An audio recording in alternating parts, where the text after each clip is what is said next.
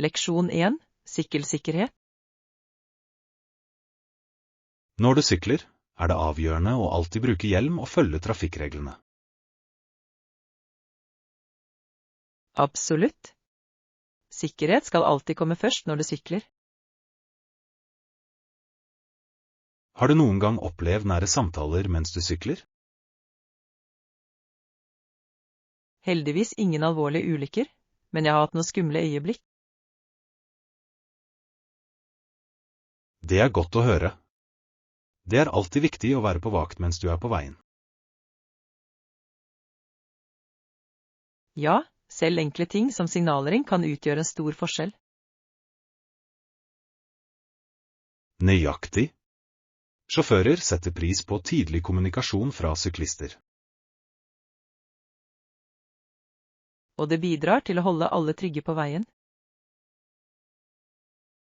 La oss oppmuntre vennene våre til å være mer oppmerksomme mens de sykler. Leksjon 2. Budsjettreiser. Var prisene rimelige? Jeg har et budsjett for min neste tur. Det er et flott spørsmål. Det er viktig å finne gode tilbud når du reiser. Nøyaktig. Jeg vil ikke bruke for mye, men jeg vil fortsatt ha en flott opplevelse. Har du sett på noen spesifikke destinasjoner ennå? Jeg vurderer noen få steder, men jeg må sammenligne priser først. Det er smart. Nettsteder kan hjelpe deg med å finne rimelig overnatting og aktiviteter. Jeg har også hørt om å reise i lavsesongen for å spare penger. Ja, det er et fantastisk tips. Færre folkemengder og bedre priser følger vanligvis. La oss brainstorme noen budsjettvennlige reiseideer sammen. Leksjon 3. Lage minner. Til og med kosedyr? Det er imponerende. Jeg tror jeg skal begynne å lage min egen snart. Det er en fantastisk idé. Håndlagde gjenstander har en spesiell sjarm. Nøyaktig. Det er en måte å uttrykke kreativitet og gjøre noe unikt. I tillegg kan du tilpasse dem slik du vil. Har du noen spesifikke design i tankene? Jeg tenker på å lage en søt bjørn med stoffer i forskjellige farger. Det høres bedårende ut. Jeg vil gjerne se den ferdige kreasjonen din. Jeg skal definitivt vise deg. Det blir et morsomt prosjekt å jobbe med sammen. La oss samle litt materialer og ha en håndverksdag snart. Leksjon 4. Jobbjonglering. Jeg må innrømme at det kan være ganske utfordrende å klare alt med jobben, med alt dette, og med alle. Det er faktisk som å forsøke å sjonglere med flammende fakler mens du sykler på en enhjuling. Nettopp. Et feil trekk, og det hele kan rase sammen på en spektakulær måte. Jeg lurer ofte på hvordan folk klarer å beholde sin fornuft midt i et slikt kaos. Det er et mysterium, faktisk. Kanskje de besitter en hemmelig superkraft som vi ikke er klar over. Eller kanskje de har mestret den eldgamle kunsten med strategisk utsettelse. Ja. Jeg tror det er en ferdighet som undervises i det prestisjetunge universitetet i Vilduit-Later. Jeg tror kanskje jeg har tatt en doktorgrad på det feltet. Gratulerer. Jeg håper det kommer med en livstid-S-forsyning med kaffe. Leksjon 5. Husholdningsartikler. Når vi snakker om husholdningsartikler, tror jeg vi går tom for nødvendigheter som oppvaskmiddel og vaskemiddel. Ja. Det ser ut til at vaskemaskinen har konsumert vaskemiddel i et alarmerende tempo. Den må ha utviklet en glupsk appetitt over tid. Kanskje det i all hemmelighet planlegger å bli en såpekjenner. Jeg ville ikke bli overrasket. Jeg kan allerede se for meg at det arrangeres overdådige såpesmakingsfester. Nøyaktig. Velkommen til min søtsi soiré, ville det erklære, med bobler flytende rundt. Og vi ville alle være bare gjester, som på en klønete måte prøver å imponere vaskemaskinen med vårt valg av vaskemiddel. Jeg kan allerede høre maskinen kritisere valgene våre. Denne er altfor duftende. Og denne mangler den nødvendige, pumpen, for en skikkelig vask. Kanskje vi burde ta en tur på butikken før vaskemaskinen vår blir en såpesnob. Leksjon 6. Tankefulle gaver. Gaver som viser hvor mye du bryr deg om den andre personen er virkelig spesielle, er det ikke? Absolutt. Det er tanken bak gaven som betyr langt mer enn prislappen. Jeg er ganske glad for at faren min likte gaven sin i år. Det var et lite tegn på takknemlighet. Det er fantastisk å høre. Hva endte du opp med å gi ham? Jeg ga ham et personlig krus med et morsomt sitat som han ofte bruker. Et herlig valg. Ingenting sier, jeg bryr meg, akkurat som et krus som kan vekke et smil hver morgen. Nøyaktig. Jeg tror at hver slurk kaffe må ha en side av humor. Jeg kunne ikke vært mer enig. Litt latter kan lyse opp selv de mørkeste morgenene. I tillegg er det en konstant påminnelse om at du tenker på ham.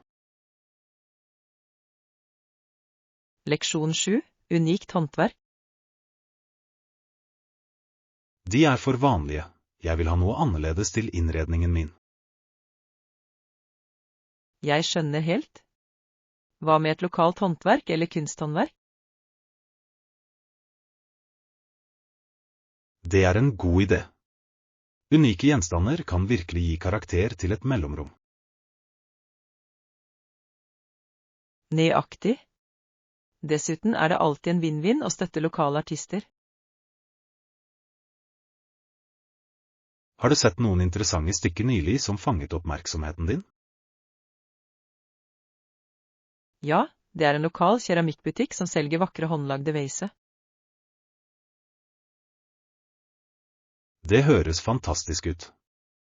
Jeg elsker ideen om å ha en enestående gjenstand. Det legger en historie til hjemmet ditt, noe som masseproduserte varer mangler. La oss planlegge et besøk til den butikken. Jeg vil gjerne finne noe spesielt. Leksjon 8. Sykepleierperspektiver. På et tidspunkt virket ikke sykepleieryrket lovende, gjorde det? Nei, det gjorde det virkelig ikke. Mange så på det som en lavstatusjobb. De eneste respektable sykepleierne var ofte de som jobbet på prestisjetunge sykehus.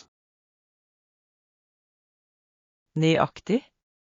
Det er interessant hvordan oppfatninger har endret seg gjennom årene. Nå blir sykepleie sett på som et vitalt og ærefullt yrke. Ja. Folk respekterer engasjementet og det harde arbeidet som sykepleiere legger ned. Det er inspirerende å se hvordan yrket har utviklet seg og fått anerkjennelse.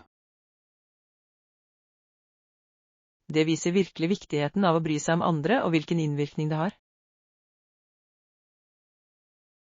Jeg vil gjerne høre flere historier om sykepleiere som har påvirket feltet. Leksjon 9. Stargazing adventure. Ja da, finn et sted unna byens lys og ta med et teleskop eller en kikkert. Det er den beste måten å nyte en klar nattehimmel, er det ikke? Absolutt. Stjernene ser så mye mer levende ut når du er borte fra lysforurensningen. Jeg gleder meg til å se stjernebildene på nært hold. Det er utrolig hvor mange stjerner som er synlige når du er i et mørkt område. Og muligheten for å få øye på stjerneskudd er spennende. Har du noen gang ønsket deg en? Ja, det har jeg. Det føles magisk å gjøre det under stjernene. La oss planlegge en stjernekikkingskveld snart. Det kan bli en fantastisk opplevelse. Leksjon 10. Glemsomhet. Å glemme noe kan skje med de beste av oss, antar jeg. Faktisk. Det er nesten en overgangsrite til voksenlivet, er det ikke? Det ene øyeblikket er du selvsikker, og den neste stiller du spørsmål ved ditt eget minne. Helt riktig. Hva var det jeg skulle huske, forresten? Det er milliondollarspørsmålet. Kanskje vi burde starte en glemsomhetsstøttegruppe. Hei, jeg heter Anna, og jeg har glemt innkjøpslisten min for 3. gang denne uken. Velkommen, Anna. Du er blant venner som forstår situasjonen din. Jeg tror jeg forlot fornuften i butikken, sammen med listen min. Det ser ut til at vi har en ganske komisk støttegruppe som dannes her. Leksjon 11. Reiseplanlegging. Jeg tror det er lurt å bo minst 3 til 4 dager i hver by, da dette gir en nok tid til å utforske. Det er et utmerket poeng. Å skynde seg gjennom steder fører ofte til savnede opplevelser. Faktisk. Man kan ikke virkelig sette pris på en by på bare en dag eller 2. Det er som å prøve nyte et gourmetmåltid på en matbit. Helt riktig. Hver by har sin egen unike smak som krever tid å fordøye. Jeg kan bare forestille meg de kulinariske herlighetene som venter på å bli oppdaget. Nøyaktig. Og la oss ikke glemme den lokale kulturen som man bare kan oppleve med tiden. Kanskje vi burde begynne å planlegge vårt neste eventyr med god tid til utforskning. En strålende idé. Jeg ser allerede for meg severdighetene vi skal se. Leksjon 12. Parkeventyr. Ja, det er en stor park rett overfor kafeen. Perfekt. Kan du fortelle meg om det er åpent i helgene?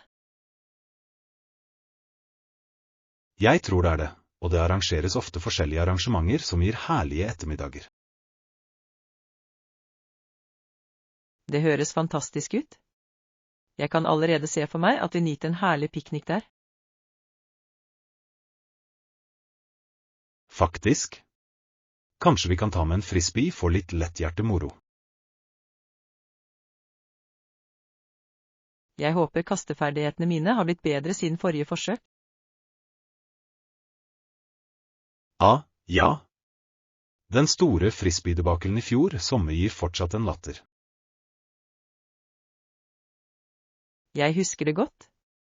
Jeg tror vi endte opp med å spille mer dodgeball enn frisbee. Virkelig. Vi kan ha oppdaget en ny sport utilsiktet. Leksjon 13. Spennende planer. Det høres spennende ut. Har du begynt å se på alternativene? Ja, jeg planlegger å bruke dagen på å prøve forskjellige antrekk til det kommende arrangementet.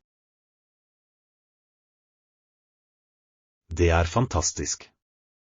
Det er alltid hyggelig å kle seg ut for en spesiell anledning.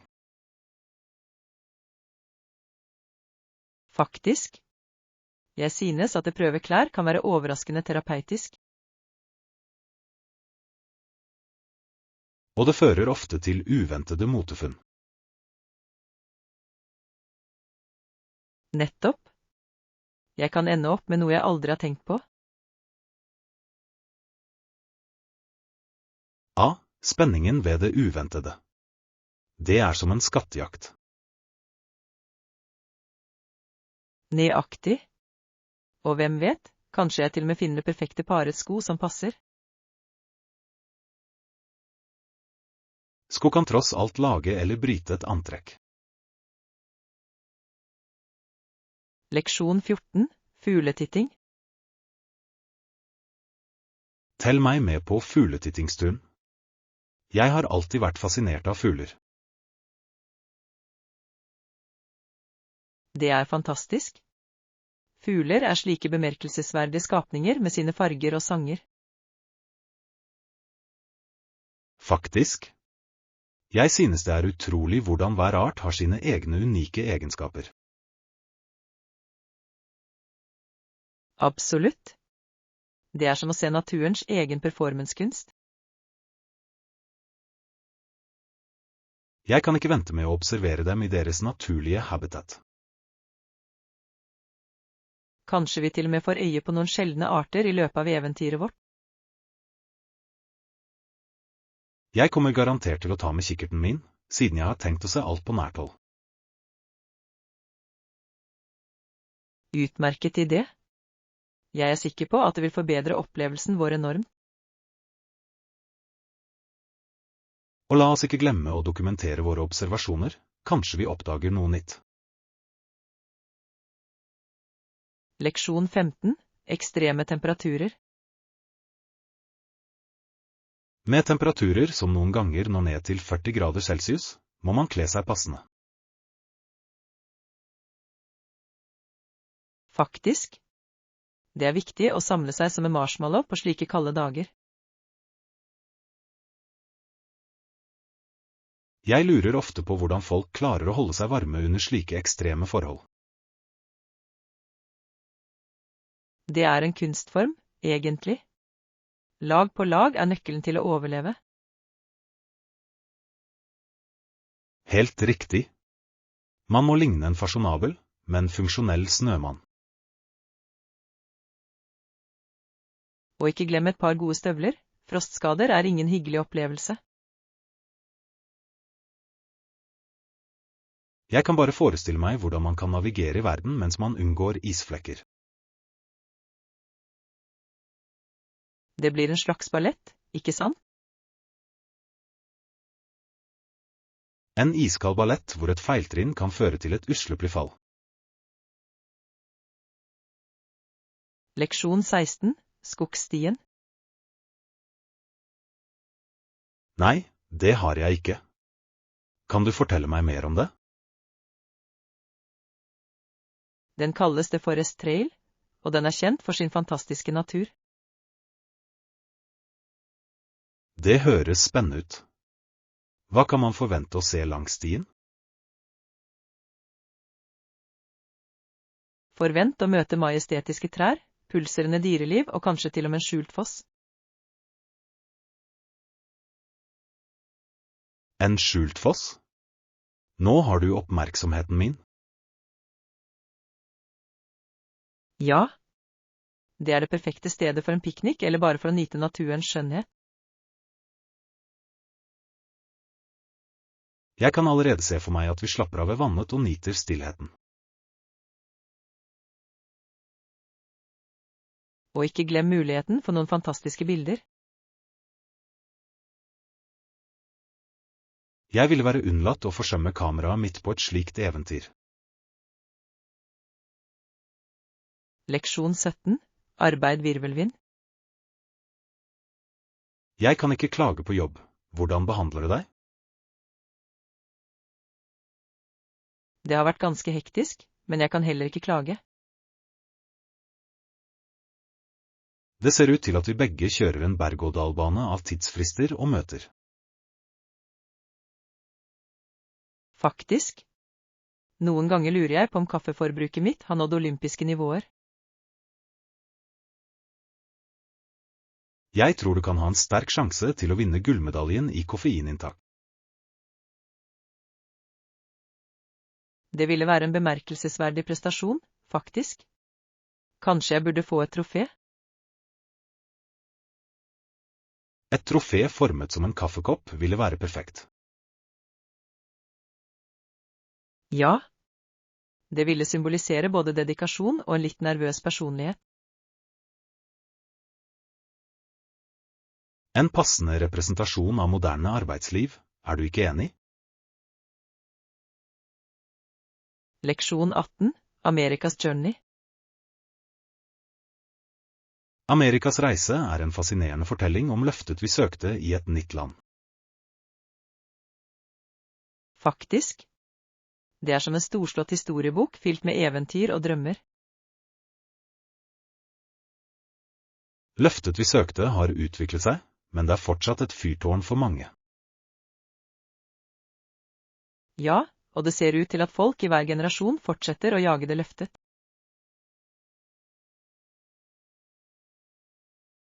Helt riktig. Det er som om landet selv hvisker historier om håp til dem som lytter.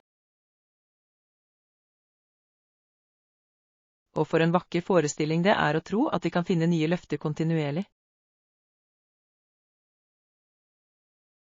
Absolutt. Det minner oss om at hvert skritt fremover kan føre til noe ekstraordinært. Man kan si at livet i bunn og grunn er en rekke løfter som venter på å bli oppfylt. En poetisk måte å se våre reiser på, faktisk. La oss omfavne eventyret foran oss. Leksjon 19. Styrker og svakheter.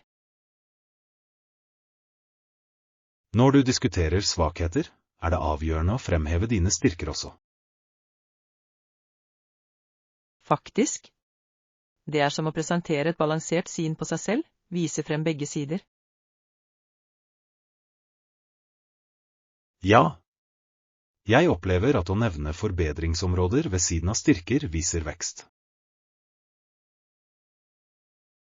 Nettopp.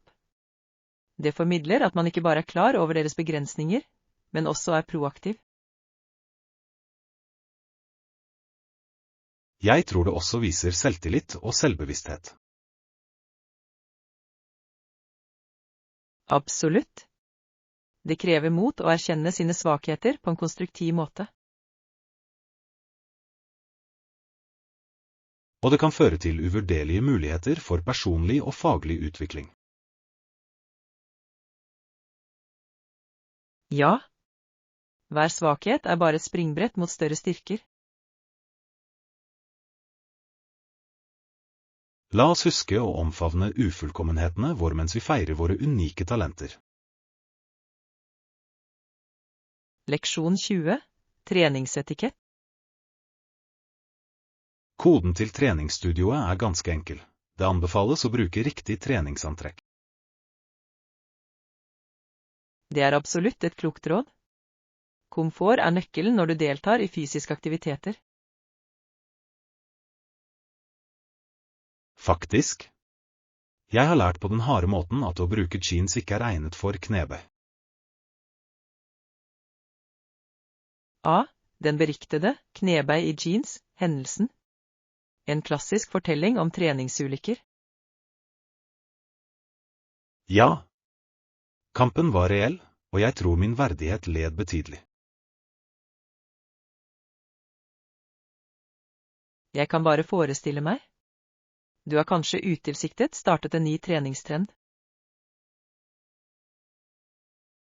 Det squat on slide kan bli den neste virale sensasjonen. Hvis vi bare kunne markedsføre det, Vi ville vært gymlegender. Jeg skal holde meg til riktig antrekk fra nå av, tusen takk. Leksjon 21. Reise med kjæledyr. Hei! Reiser du med kjæledyr? Ja, det er jeg. Hunden min blir med meg på dette eventyret. Det er fantastisk. Hunder er fantastiske reisefølge.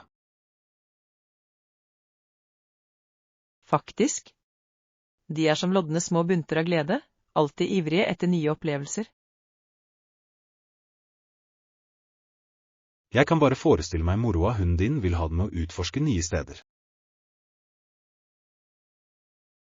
Ja. Jeg tror han vil betrakte hver ny park som en fornøyelsespark. Og hver fremmed han møter vil være en potensiell venn, antar jeg? Absolutt. Hans entusiasme er smittende, det er vanskelig å ikke smile rundt ham.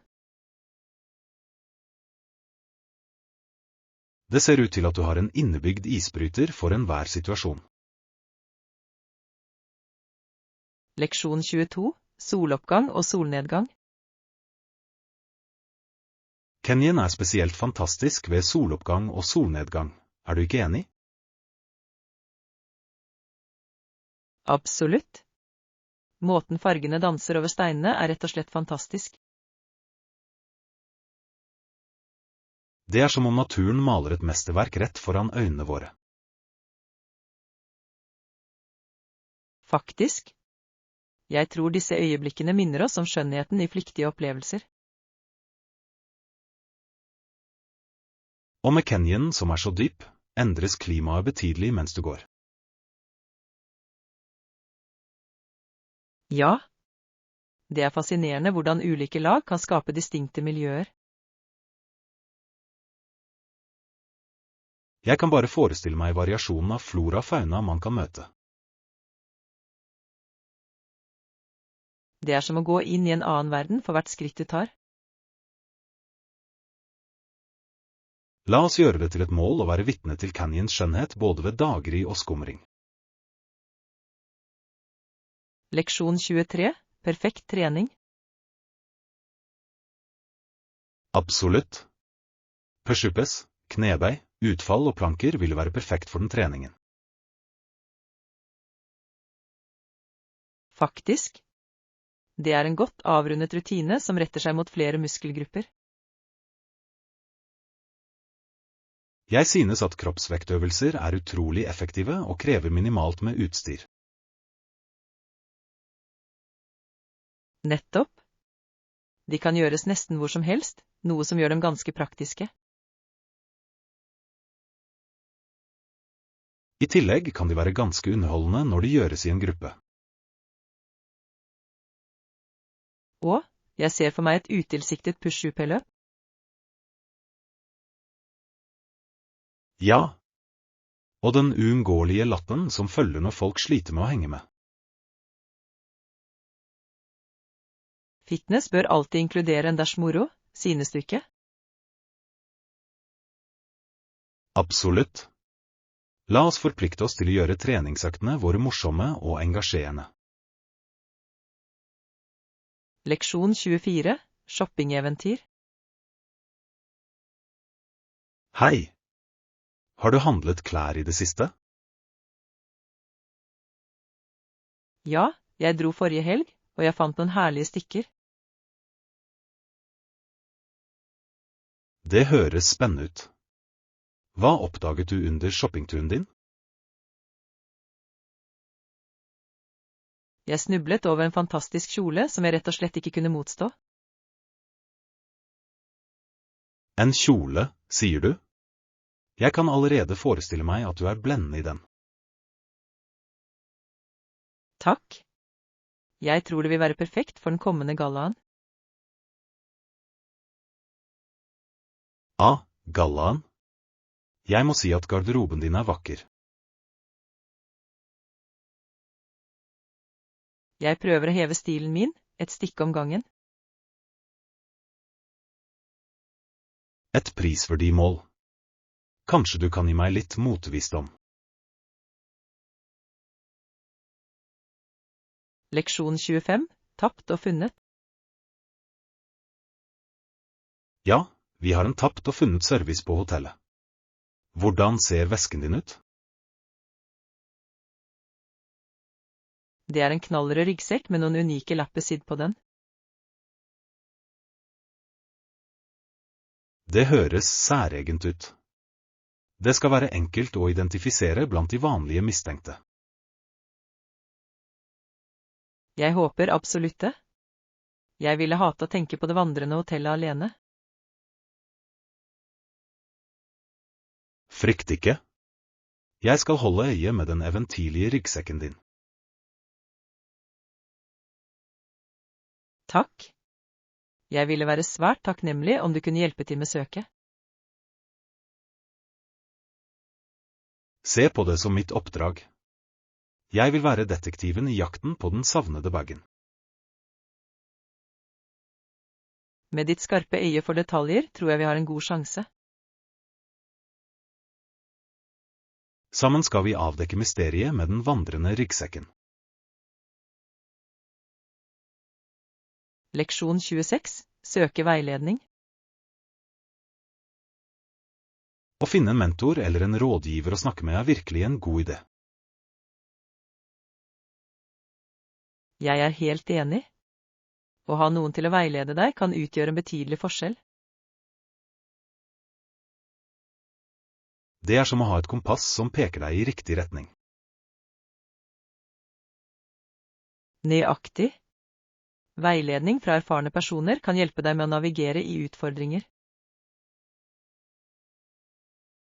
I tillegg gir de ofte innsikt som vi kan overse selv. Ja. Perspektivene deres kan være uvurderlige når vi føler oss fortapt. Jeg tror det er viktig å søke visdom fra dem som har gått veien før oss. Faktisk. Det er en klok investering i vår personlige og profesjonelle vekst. La oss forplikte oss til å finne mentorer som kan inspirere og støtte oss. Leksjon 27. Shopping smart. Jeg pleier å kjøpe det fra butikken for å spare penger. Det er et klokt valg. Hver krone teller, spesielt i dagens økonomi. Faktisk. Dessuten liker jeg å utforske gangene etter skjulte perler. A. Spenningen ved å oppdage en ny favorittgjenstand. Det er som en skattejakt. Nøyaktig. Jeg fant en gang en herlig snack som umiddelbart ble en favoritt. Hva var det? Jeg er fascinert. Det var en unik blanding av krydder på ristede kikerter. Ganske avhengighetsskapende, må jeg si. Det høres deilig ut. Jeg skal holde øye med det neste gang. Du vil ikke angre. Det er et sunt alternativ til tradisjonelle snacks. Leksjon 28. Lagre opp. Så, er det noe spesifikt du vil at vi skal inkludere i lageret? Vel, jeg tror vi bør vurdere å legge til flere snacks på listen. Snacks, sier du? Snakker vi om sunne alternativer eller overbærende godbiter? Hvorfor ikke en herlig kombinasjon av begge? En balanse er viktig. Det er en fantastisk idé. Kanskje noen frukt- og nøttebarer sammen med sjokoladedekkede kringler? Ja. Det vil imøtekomme både de helsebevisste og de med en søt tann. Virkelig en klok strategi. Det sikrer at ingen føler seg utenfor under snacks. Nettopp. Og la oss ikke glemme noen forfriskende drikker til snacksene våre. Jeg skal sørge for å inkludere en rekke juice og glitrende vann. Leksjon 29, valutaveksling. Det er lurt å sammenligne priser før du bestemmer deg for et vekslingskontor. Absolutt. Det siste man ønsker er å tape på dyrebare midler. Faktisk. Jeg ble en gang offer for en dårlig valutakurs, og det var ganske skuffende. Det høres uheldig ut. Hva skjedde? Jeg gjorde rett og slett ikke leksene mine og endte opp med færre dollar enn jeg forventet. Lærdom, antar jeg?